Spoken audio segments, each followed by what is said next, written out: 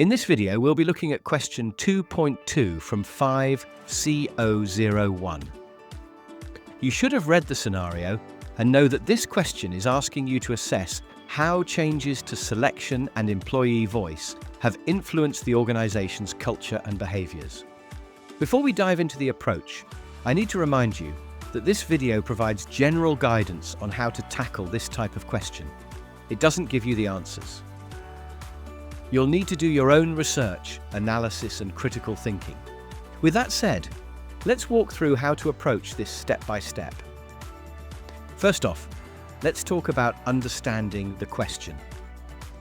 The key here is to spot the command verb, assess. When a question asks you to assess, it's not just looking for a description. It wants you to evaluate impact, weighing up both the positives and the negatives. So don't just explain what's changed. Focus on what those changes have actually meant for the organization's culture and staff behaviors. It's all about consequences, not just processes. All right, now, when you're making your judgments, you need to move beyond simply telling the story. Don't just say what happened. Instead, think about how effective or maybe even how problematic these changes to selection and employee voice have been. Use evaluative language. Ask yourself, did these changes actually help anyone? Were there any drawbacks? Support your points with evidence from the scenario and think about how different groups, like employees, managers, or even clients, might have experienced things differently. Now, when it comes to planning your answer, start with a short introduction. Just outline why changes to selection and employee voice matter for culture and behavior. Then, structure your main analysis into 2 or 3 clear sections. For example, one section could focus on changes to selection, another on employee voice, and maybe a final section on how the two together have shaped culture and behaviors. Try to give each section about the same amount of attention and really dig deep rather than just skimming over lots of points. Wrap up with a concise conclusion that sums up your main assessment. And remember, every paragraph should make one clear point. Give evidence from the case study, explain why it matters, and always link back to the question.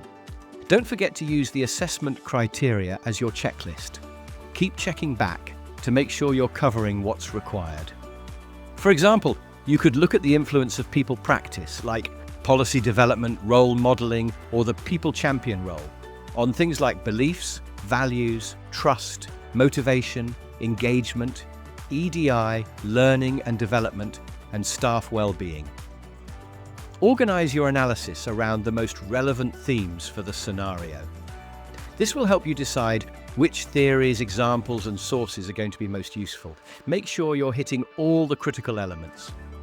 When you're using sources, pick 2 or 3 academic references that really connect to organizational culture, employee voice, and selection practices. Each source should support a specific point in your argument. Don't just name drop. Use Harvard referencing for both in-text and your reference list, and make sure you're paraphrasing to show you understand the material. Here's the thing. You want to connect theory to the scenario. Use real examples from the case study, like maybe a shift from consultative to autocratic management, or the effect on staff morale, to show how theory plays out in practice. Explain clearly how this evidence backs up your analysis. That's how you demonstrate a strong link between theory and what actually happened. Aiming for high marks. Focus on depth, not just ticking lots of boxes. Analyze a few points really thoroughly. Choose sources and examples that are highly relevant, and build logical, evidence-based arguments. Explore different perspectives, and don't be afraid to acknowledge complexity, especially when the impacts aren't straightforward. Finally, write clearly and concisely. Make every word count.